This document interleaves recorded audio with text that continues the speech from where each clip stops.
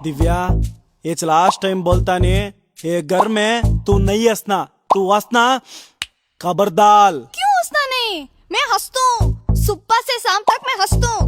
तुझे मेरी नगु पसंद नहीं आई तो तू मेरे घर से निकाल, बत्ताज। ये आशिकी 3 हीरोइन, तेरा घर नहीं मेरा घर, तिंगला तिंगला बढ़ के मैं देता, तू क्या देता? मारता देख। मारता?